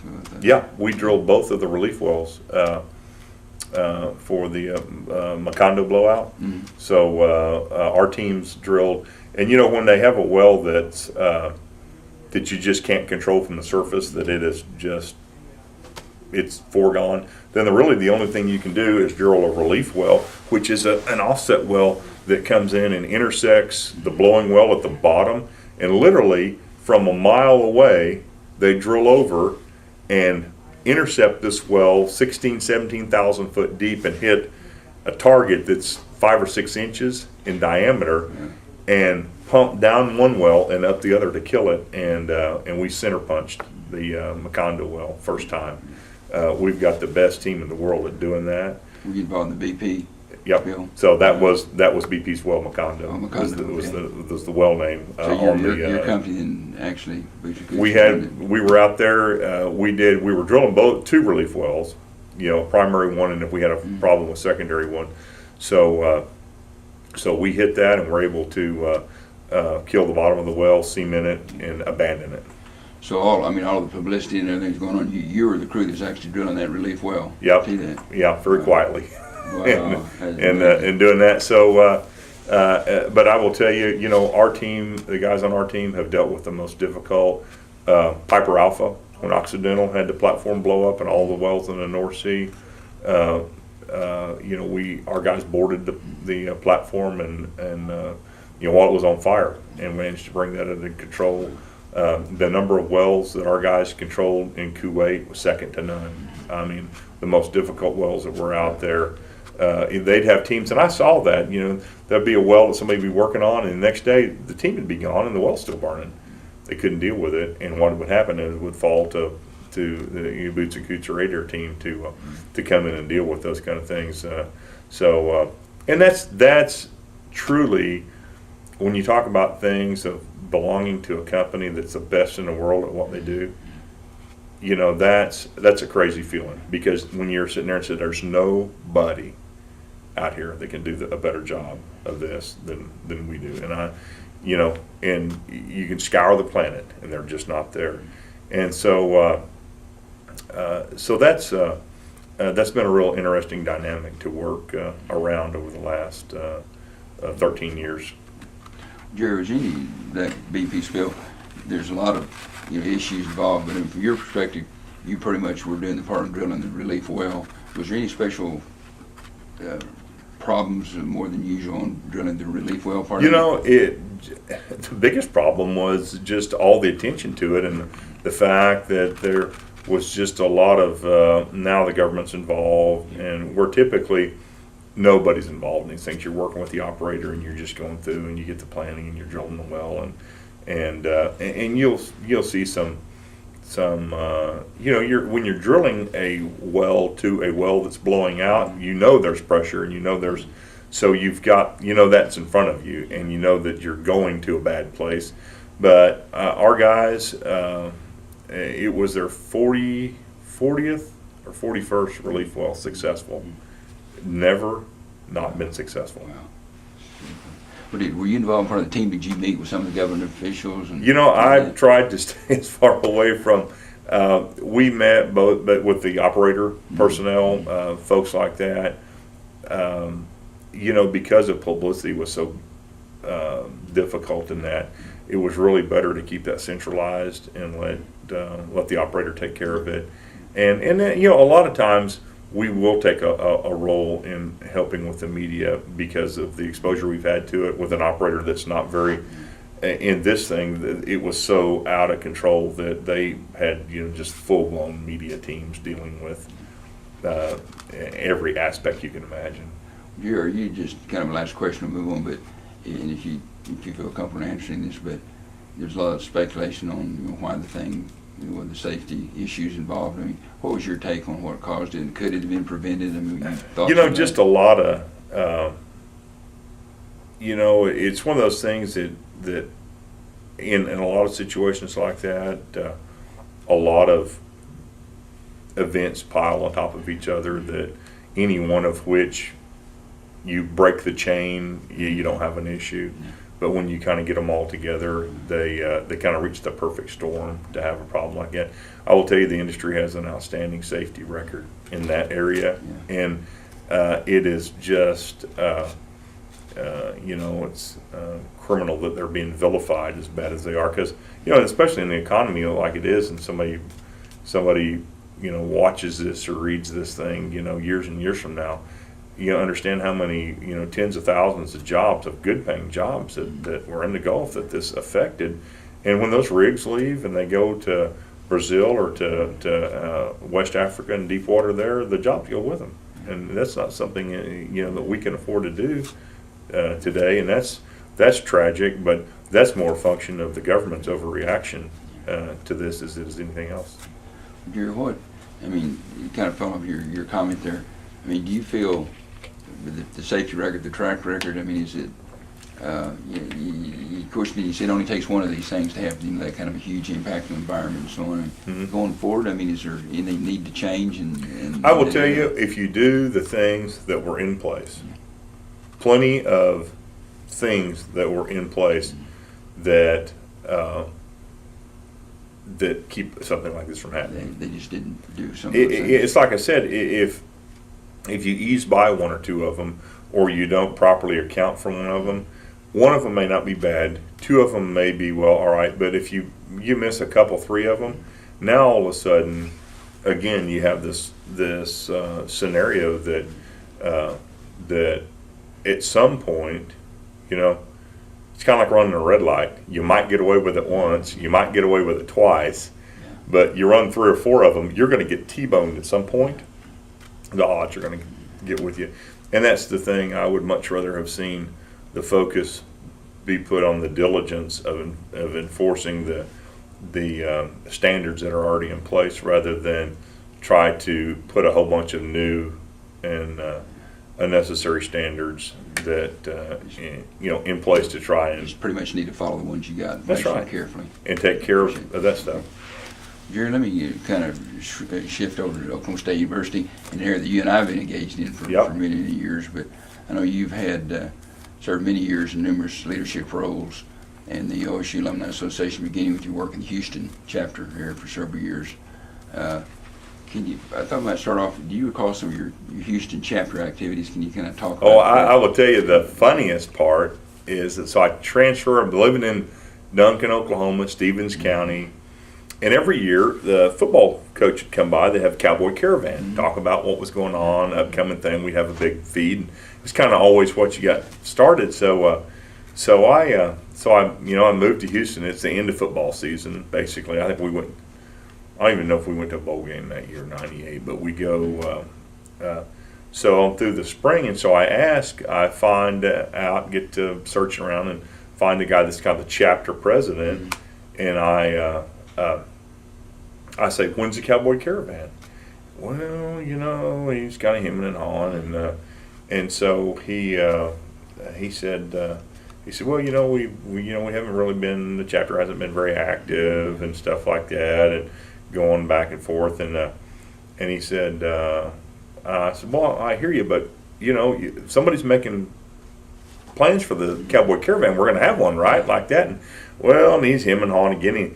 And he says, well, why don't you meet me for lunch and we'll visit. So Carl Wood, who I was from Duncan and an alumni from here. So Carl Wood and I go to lunch and meet with this fella who basically just gives us the books, the minutes, the material, everything that the chapter contained. He just hands it to us and he says, well, we haven't been doing much. Chapter's kind of dead.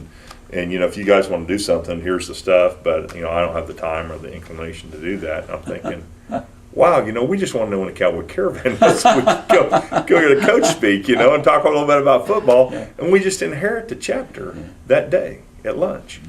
So you're de facto president at this point then? Literally de facto president. So I called 3 or 4 of the folks who'd been officers, and we gather them up in our boardroom and say, hey, look, I don't know what you guys want to do. I'm here to talk about the Cowboy Caravan, but they gave us all the stuff. I'd never been involved in the chapter. And so we glued that deal back together, and in fact had the Cowboy Caravan, got it set up, got the chapter re-engaged, got to having some chapter events, got to going on football road trips, and got the leadership, kind of got some younger folks involved. Really got involved in student recruitment. Got huge involvement in student recruitment. We put on the first something we called the newbie dinner. I had one of the guys on our board of directors went to West Virginia, and every year he and his wife in their home hosted all the freshmen from the Houston area that were going to West Virginia, hosted them to a dinner at their home. And I said, why can't we do that? And so we found an alum that was he was the he was the general manager of the Renaissance Hotel, who cut us a deal on their big ballroom, looking deal like that. And we pulled together, we get with working with the enrollment folks here, get a list of everybody, we send letters out, and have a huge response. And it was a dinner for the students and their parents, and we raised enough money and paid for it. So, and it was really funny because we looked at it as an opportunity for those students to get to, socialize a little bit, to network, to kind of ease their parents. They get to meet some of the other parents. The parents thought it was the best thing ever, because it was like the last, it was a couple weeks before they went off to Stillwater for either Rush or whatever, the Alpha Week or Camp Cowboy. And and so it was kind of their last thing they got to do with their kids before they went off, and huge success. And so, and we had recent graduates speak at that, so they could kind of tell them their experience, what to expect. And I'll never forget one of the first dinners we had, Ricky Price and Andre Sexton show up. They're both football players or recruits and they lived up there close to us. We live in Northwest Houston. They were up there, and they're folks, and we met those guys, and they were so excited. Of course, they turn out to be outstanding players for Oklahoma State, and just have great careers. And so through that dinner, so we would get that stuff going, and then our support of when you were instrumental in bringing the Brighter Orange Gala event to Houston. And so we grew from having nothing there virtually to having a chapter that had events at the zoo. We made road trips. We chartered buses. We hosted events for like the bowl games that were in town. Student recruitment, who's just seen a huge upswing in the number of students out of it's got a giant alumni base in Harris County, and through your involvement in that, we've been able to really put together and bring enough young guys up. Now the folks that are in the chapter real engaged. They got a lot of stuff going on. It's a very active. In fact, we are going to, as a chapter, have a float in the homecoming parade next year. Oh my gosh. We're raising the bar. We're gonna go. We're looking at all those chapters out there. We're challenging them. We're gonna have our own float, and we're gonna.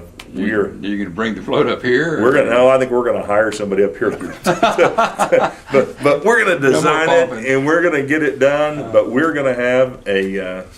We're gonna see if we can't inject a little life into this parade deal and get some friendly competition going amongst these chapters, and get that stuff done. So in working through that, obviously I met you and had an opportunity to serve on leadership council for the board, and did that for a couple of years. Which is a pretty good trick coming from Houston. That's not a it's not a hard trip, but it's certainly not an easy trip. It's 7.5 hours if you drive it, but I'm fortunate, again, going back to the first part of the story where I learned to fly. I have a plane, and we're able to come up with that, and it was at a time of the association. We were still at the university, the offices were still there, the alumni center was but a dream, and then to see us transition to being a 501c3 entity, to all the work, the Breaking Ground Alumni Center, getting that thing built, just everything that happened, just a real sea change for the Alumni Association that you oversaw there in that first 4 or 5 years that I was there. Got asked to be on the board, the national board, which was just a great honor to serve with so many. Great. Now here's another opportunity where you get to meet and involve yourself with a great group of people, business leaders from all over Oklahoma and from around the country, and just develop great relationship with those guys and gals, and some of them I still work with today. I had a technical question that I called Tuesday and asked Dr. Leo Presley about, who was and all those guys that, but working through that, and then being asked to chair the board, just what a great honor to be able to chair that and work and work in installing the new structure that we've got, and really then engaging the Alumni Association in student recruitment, in the kind of things, and just to see the huge success of the Alumni Center. Holy cow, the thing, try and rent that place on a weekend or something like that. It's just become the go-to place in Stillwater for every kind of event, and just is a real testament to the folks that came before me who had the vision of building something like that, and really allowing us to showcase the accomplishments of the alumni, and in bringing the new kids in that are going to be the new students, for them to see what they're going to be a part of. It just sets a great tone. And I've had lots of people that are not even involved in the university that brought their kids up to tour and just come in and would call me and say how impressed they were with the Alumni Center and the tour that they had, and overall. And it's always great to recruit kids, and I've recruited some out of mom and dad are both Aggies, Texas A&M, and you snatch one out of that deal, and they come up here and they get a degree, and now you create a link back to the school for people that never had a connection to it, and it's just been one of the most fulfilling things to do. Sure, let me pick up on that, talking about the student recruitment. In your opinion, how important is it for OSU to recruit out of state, and particularly in the Houston area? Some people, in Texas and Dallas and Houston area, some people say, well, we shouldn't be recruiting students from Oklahoma primarily. What's your feelings about that? Well, look at me. I'm like an Oklahoman in exile. Mm-hmm. I was born here. I was raised here. I worked here for a number of years. Because of the situation of my job or the economy or whatever, I don't get to live here, per se now. I will eventually, be able to retire back here. But why would you turn your back on all your legacies, all your people that are out there? You want that connection. And demographically, we're at a time in Oklahoma where we're struggling. We got fewer seniors available. A lot of competition for sharp kids. When you got 5,500 alumni in Houston, why would you not want to avail yourself of the fact that, because look at this as a business. If you've got certain capacity here and you're under capacity and everything else is running, and the incremental cost to have another 1,000 students here is de minimis, and it's all profit. When you bring that in, now all of a sudden, when you look at a time and when the school's funding, when I was in school here, and certainly when you were in school here, it was predominantly supplied by the state of Oklahoma, funded this deal, and now it's way less than half of what it was when I was in school here. And Jerry, you're a rare good example of your daughter being here. If you lose that connection, if you get someone, say if you've been in Houston, we just lost track of you. That's right. You lose track of them. Then you lose your Your daughter, kids you lose end the up. next generation. You lose that whole generation. That's right. Of students. You lose that, and people move around and they're dynamic, and they come back, and instead of coming back and having gone to A&M or Texas or University of Houston or someplace like that, no, they came to school here, and this will always serve as a something to draw them back here. And my kids think this place is magical because we've come back for football games and we've brought them back for events, and they've been up here, so they think everything good happens here. And so when our oldest daughter came to school here, I was just and we had to go have that talk about you can go if there's something that's calling you to want to go someplace else. That's your decision.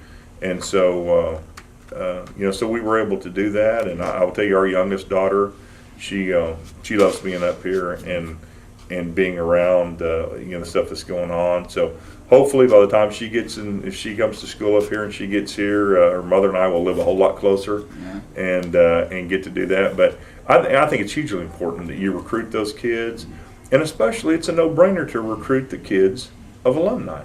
Their legacies, it's easy picking in a deal like that. And again, given the pressure that you have, especially in Texas, for someone to go to some of those schools, University of Texas or A&M or even Tech, it's a great opportunity to continue to grow and strengthen the university here and prepare it for the next generation of Oklahomans when that starts coming up and those numbers start improving.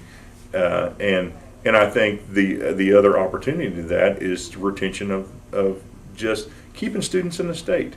That would have been, I've been really excited if someone had allowed me to do that, to have stayed here and worked on my career. Although I worked through a great portion of it living here, to have been, so many of the brightest kids that come out of school here end up in Texas, end up surrounding stuff like that. And that's even as alumni working through opportunities to keep the brightest folks here and let them do something to our mutual advantage. Jerry, you were talking about your time on the board. Do you remember, first of all, what year did you serve as president? Would have been 2 years ago. So that would have been 08. 07, 08. Yeah, so I came after Sam Combs, and then Rex came after me, and then Paul Cornell is the current guy. So I'm 2 years removed now. You were on the board about 3 or 4 years before you moved into the Oh yeah, I think I was actually, when I finished out after my chairing, and then my year after that, I was on the national board 7 years. 7 years. You talked about briefly in some of the issues that you touched on some of those earlier in the conversation, but some of the things you look back and remember that were accomplishments and goals of the association that period you got done. Obviously, getting the Alumni Center built and getting that done and getting moved into that was huge. The governance, changing the way that we were structured so that we rewrote the bylaws. We rewrote the bylaws to allow us to become a 501c3 entity, which I don't think a lot of people would understand that in order to attract and retain some really talented folks in that deal, we needed to be able to compensate them differently and do some make some changes like that. That allowed the alumni greater latitude in looking at the ultimate destiny of the Alumni Association. Because, first and foremost, we serve the alumni, we serve the university, and keeping the alumni connected to the school and keeping them abreast of what's going on here, being a conduit for them to access things that they need, information, things about their major, finding another job, networking with fellow alumni. I will tell you, at our company, our CFO, OSU alumni. Guy that directs our HSE stuff in North America, OSU alumni. You find these guys along one of our new analysts that's here this weekend, as a matter of fact, OSU alumni. And so you find guys especially that you have a lot in common with, and the dynamic of the team works well when you're comfortable with that. And it's been a lot of fun. I have not spent a lot of time through my career, except for when I was lived in Duncan, working for Halliburton, and a lot of alumni there. But over the last 2 or 3 years, the chance to find some of those guys and work with them has really been rewarding. Jerry, what do you remember? What some of the key challenges were? I will tell you, fundraising is I always thought that we would spend a lot of time on alumni issues, opportunities for alumni, things that we would programs that we could do, and the flip side of that is we spend a tremendous amount of time dealing with funding all the stuff we had to do, raising money we had to pay, and I think just finally finished paying for the alumni center and got that paid for. We're in a major push now to endow homecoming. So many people don't know homecoming is paid for by the Alumni Association. It doesn't come free. Jerry, you mentioned that the challenging, a lot of people don't understand sort of a background, but it's within the restructuring. We'd been a 501c3 for several years, but we had been a sort of an interdependent relationship with the university in the sense of all of our staff, and we're employees of the university. So the new change is all those people came over and are actually employed by the Alumni Association. That's right. And again, just like the state was doing the university was doing to us, the funding that we got from the school kept getting smaller and smaller and smaller, and it was the need for us to go out and raise our own money and provide our own way in a lot of things we did. And just thinking out loud in sort of general terms, it seemed like around $200,000 we're getting the university on about a $2.5 million budget. Yeah, something in that range. That's right. So it went from the university funding all of it in your early days, probably in association with that, to now they fund less than 10% of it. Right, exactly. And so we've had to be creative in how we raise money and how we raise funds around that, and to continue to offer the same level of services and opportunity to the alumni. And I think a lot of people don't, they're a mindset that somebody else pays for that. And I'm telling you, the alumni pay for it, and it's there for them. And it's a shame that more people don't avail themselves of that, because you can say what you want about having a great transcript and doing well in school and stuff like that, and those will get you so far, but the people and the people you meet and the folks that become impressed with you at some point in your career and say, I want to work for that guy, or I want to find a place for that guy in my organization. And when you're interacting with those folks and you have that commonality of being alumni together, boy, does a lot for you, opens a lot of doors. You talk about the Alumni Center and kind of picking up on the tours. All of the university and enrollment management people, they start when someone comes on campus for their tour of the campus, starts the Alumni Center, right? That's right. So they tour the Alumni Center and then on out to the rest That's of the right. campus. So that connection kind of with the Alumni Association from the get-go. It is the front door to the university. It is the first thing they see when they come.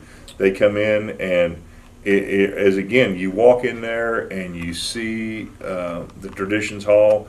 You see the accomplishments of the alumni. You see the caliber of people that have come through here. You see the javelin throwers that sell more records than the Beatles.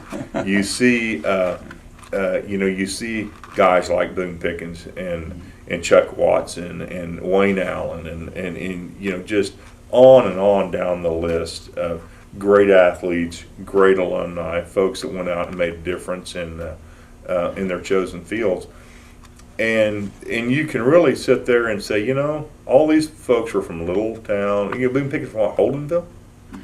Now, granted, Holdenville's a little bit bigger than Dickson, but not much. But not much. Yeah. But folks that were from a little town in Oklahoma that came to school here, got an education, had a vision of what they wanted to do, went out and accomplished that, very successful, and then have come to help. Because somebody, when you and I were in school here, somebody was helping the university out and was donating this or providing for that or doing something. They did that. When we lived in Iba Hall, people donated meat to the school. They donated beef so we could eat. People donated cars. They donated all kinds of stuff so that we could have the level that we had then. And we thought it was great, and it was nowhere near what they've got today. They donated cars for the coaches, right? That's right. Yeah.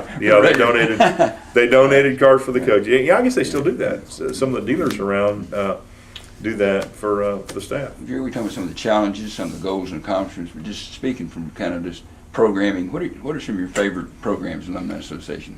What do you think about it? I will tell you, homecoming is my absolute. There's nothing about it that I don't like, and we have been. In fact, Ray and I were flying back to Houston, and we were trying to remember the last homecoming we missed since we've been married 22 years now. Yeah. And she was like, man, we have brought our kids when they were babies. We have been down there. We've watched the parade from the same spot almost for all those years. And I can remember being down there when it was just wicked cold, and I can remember being down there when it was 80 degrees or, wind howling, rain falling, whatever. Enjoying the parade, enjoying the walk around, being able to see folks and visit with them. And there's so many things going on now that didn't happen, back when I was in school here. But the best thing is getting folks to come back that maybe haven't been here since they graduated, and they'll come in and they're just in awe. They look at the campus, best campus in the Big 12. You look at it, any measure you want of how it's laid out, how it looks. There's none, and I've been to every one of them. Every one of them, and some of them are very well done and very nice. But I will tell you, the whole thing, when you fit it together, it's not any better than what's going on here. And the biggest homecoming celebration on the planet. I mean, it's just massive, and I think when you look at that and as a program, that's just been, that's been huge. And people don't realize that the Alumni Association is the reason that happens. They're the ones that fund it. They're the ones that line it all out. A lot of work by a lot of folks. I will tell you, you look at the level of those house decorations today, Jerry, what they look like versus what they looked like 20, 30 years ago. It's an order of magnitude better. Engineering, the design. The detail and the attention on that, I will tell you, they've gone above and beyond, and we need to ensure that continues and never falls off. Here are a couple of questions that's sort of similar, but in your opinion, why is it important for alumni to stay engaged with their alma mater? You touched on that a little bit, but what's the benefit and the value of alumni staying engaged to them and to the university? Well, obviously to them. If you want to look at it from a professional growth, being able to, again, if you're a job that maybe you want to look at and you need a connection to get in, you need a leg up somewhere, or maybe it's some work you want to gain and you say, hey, that guy's an alumni. I know you'll instantly have a common base from which to talk to him about or her, and you've got that connection. But I will tell you, just the folks that and it's every kind of thing known to man. I helped host of all things, a bus rally in Oklahoma City last year, and needed some help with Oklahoma City. I called Rhonda Hooper, who I served on with the board. Rhonda Hooper says, "Oh yeah, she says one of our big clients is Oklahoma City Chamber of Commerce." Before I look up, the president of Chamber of Commerce comes over and speaks to this group. They host a reception for them. Just happy to be there because so many business leaders from all over the country were there at this function, and I would never have known that had I not met Rhonda, had I not seen her and some of the stuff. And so whether it's her or just right down the line of folks that I've met that have helped me move my business forward, helped me move my personal life forward, helped me get people recruited, and the things I've been able to do for them. So you look at it from that standpoint, but I think you come back from the just the philanthropic nature of being able to be successful enough in your business or your career that you can come and you can help out a little bit, and it doesn't matter how much it is, whether it's a little or it's a Loon picking size deal. Every little bit of that, and if you don't do anything but just suit up and show up to some of these things, the fact that you're engaged and it helps the school when people that are in business are connected back to the school. That's the reality, because you know how it is. You get up here and you get to school and it's making its own weather and it's got a different thing, and you've got to have some connectivity to the outside that is real, that it says, if I'm talking to Mike Laranyaga, the head of the fire protection deal, and I said, Mike, we're looking for graduates that can do this and this and this, and that's where this is turning. And they're taking that under advisement and saying, okay, yeah, we're gonna turn out folks with a little bit different spin to that, or we need to be able to recruit kids from Texas, and that includes my daughter who can get into school up here. And so all of those things, when you tie them all together, end up being a substantial benefit to any alumni. And at the end of the day, you want the value of your degree to remain high or to get better. And so when somebody comes in and says, "Oh, you graduated from Oklahoma State," there's a great positive energy about that, of saying, "Yeah, look what they've been able to do. Look how good of a college." I will tell you, if I had to come back to school here, I would be really hard pressed not to get into that entrepreneurship deal. That just appeals to me in every way I know.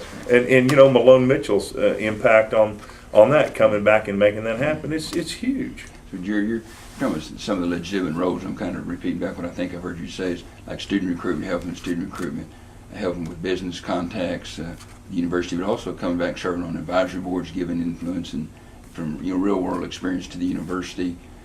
You talk about, of course, giving, absolutely important. But student recruitment and giving, probably two most important things they can do. Here in Oklahoma, of course, we have the Cowboys for Higher Education. That's right. They get involved there, but and then I think I heard you saying just kind of being general ambassador, saying good things about OSU, doing good things for OSU, just being a cheerleader for Oklahoma State University. Well, and I will tell you that's you kind of gotta. That's one of those things you gotta earn your marks in that deal, and again, you got to suit up and show up. You got to be seen. You got to be counted off and that stuff. And I'll tell you, there's lots of nights when we've had to go do things that I've just as soon sat at home or been. I said, oh boy, and I will tell you, almost every time you go, you're engaged in that deal, and you come back and you think, man, I am so glad I came to this, or so glad that this worked out, or that I meet somebody that really has a positive impact on you. And just some of these guys you get around. I'm never around Rex Horning that I don't feel better when I leave. Talk to that guy, because he's always he's always got some positive thing he's going to say that's it's going to carry you through the day. Jerry, what from your perspective, what should be the overall mission, if you will, and purposes of the Alumni Association? Well, I will tell you, when you talk about connecting the alumni to the school and to each other, communicating, allowing them the ability to network and to be a part. So kind of connections for life. So you've got that connections for life deal. You've got to showcase the accomplishments of the alumni. We do that with Alumni Hall of Fame, with various programs where we go out and we look at folks that have done those kind of things. Because again, new students coming in, look at the success of our former group. This can be you. These are real world examples of people from small town Oklahoma or for wherever coming in, getting a great education here, and then going out and applying that. So you look at that. Then it comes back. That's right. It all comes back in the circle. We always talk about friend raising. Mm-hmm. We talk about bringing again that connectivity, helping the foundation, helping the school out. We're recruiting kids. If you're in a situation where you're like you're down in Texas where they're turning away kids going to school like that, they're not in the same situation we're in with the demographic that's currently on in Oklahoma and some of the stuff we got going on. And we want to be to that point where where every room is full and every classroom is full and we've got that because that also speaks to the health of the school, because the school can afford to hire better folks and can hire people that can attract more students, because they say, here's a nationally recognized guy doing this, or they have the best program. You look at the fire protection program in school technology. I was not that familiar with them, but it's funny, so few people in that program are Oklahomans. They come from all over the world to attend that school because it is so renowned, and they're paying out of state and out of country tuition to that thing to go.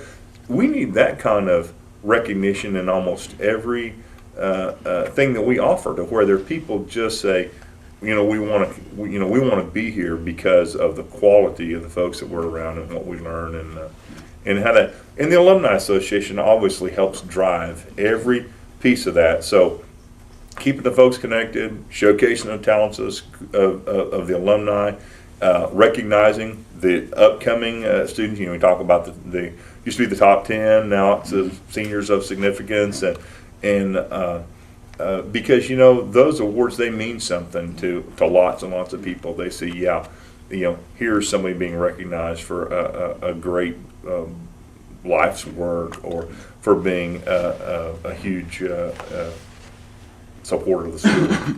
You're a little bit different kind of question. Come back to your earlier comments, you alluded to it, so don't have to elaborate necessarily. Just get your thoughts on the relationship, the organizational structure of the Alumni Association we talked about, in that relationship with the university.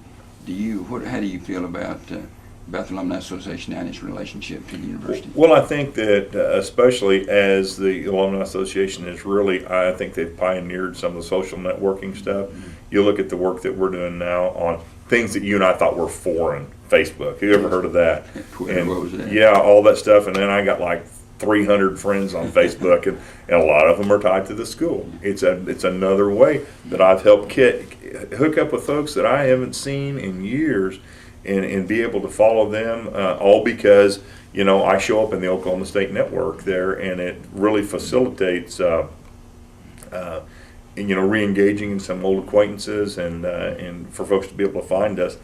But I will tell you, as a school, and I'm a huge fan of President Hargis. I think he's just done an outstanding job being an ambassador for the school, and looking at the fact that we've got to raise money, we've got to do some progressive things around here, and the accountability that he brings to that for the deans and everybody out here. It's this is one of those things where you can't just say, oh well, we got this made, we're just going to sit back on our haunches, and it's every day moving forward, pushing those things, and he's been a great communicator. He has been he's done a good job engaging the Alumni Association and helping with that mission, and so you look at the association as it's connected to the school. You mentioned Cowboys for Higher Education.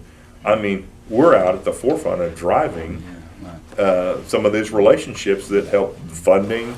Any manner of things that happen for the school. Jerry, that I guess one way to describe it, maybe sort of an interdependent relationship with the university, because it's an independent organization, like you said earlier. A lot of people don't realize, because the staff of the association are members of the Alumni Association, not of the university. That's right. They're employees of the association. And so there's that but yeah, we work very, very closely. I mean, hand in glove together, but it being driven by alumni has a different aspect. I mean, do you feel that relationship is working well for the university and alumni association? I think that it has, and it's unfortunately, I think a lot of times it's personality driven. When you've got an administration that that really engages the association and uses it in the manner in which it's supposed to be used, then it really takes off, and you see that benefit. I think years when we've struggled, or when we've been at we've been frustrated in our ability to get that kind of recognition, or it's just like the tours. We used to do all the tours, and they were hugely successful. And then we kind of had a sea change in that the enrollment people wanted to take that over and deal with it, and I think it suffered, and it's come back to and again new management team over there, new leadership, and they have engaged us immensely. Same thing with athletics. We've kind of had a love-hate deal with them. We've done real well with them, and then we've been back and forth, and their athletics is that's the tide that raises every boat at this school, and you and I both were involved in varsity athletics. I met you when I was playing ball here, and you were the head of the posse. And so, but look at how the posse has evolved over all these years and how far-reaching that is, and every one of these things are connected. You can't disconnect them. They all have a role that they play. And if they're all, it's just like the offense. If everybody's doing their job, you put up lots of yards. Yeah, I think kind of you're saying, Jerry, there's something we talked about in those era when we were remodeling or kind of redesigning, reorganizing the association, that there's a role, a vision, a mission that Alumni Association has. It's fairly unique in the relationship building aspects, but how it fits in with athletics, with the university, with student recruitment office, all these kinds of things. But so I'm not putting words in your mouth, but I'm just trying to summarize what I think I've heard you saying in some of these comments, is that it's important for the Alumni Association to have an independent relationship, but not as a distant relationship. I mean, very, very, very close, but being able to, because of the mission they have, to be able to carry out that mission, it really needs to be sort of self-governed. Well, and I think it's part of the thing that balances out the various aspects of it. If you are self-governed, or you have the ability to, it's kind of the give and take, or the tension that makes everything better. As you're striving to do better, and to, and you look at the communication things that the Alumni Association has done over the last 4 or 5 years, how much better that was than it was 10 years ago.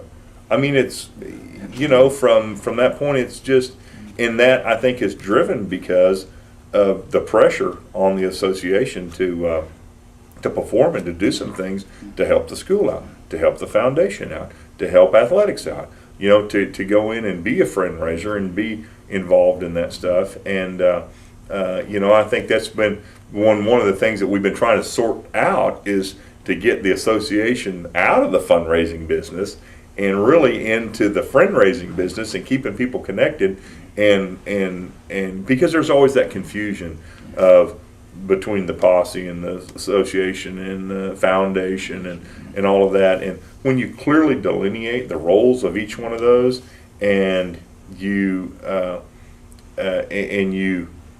better focus how you communicate with the alumni relative to fundraising and to helping with stuff like that, it takes a lot of that confusion away, and it just really works out better.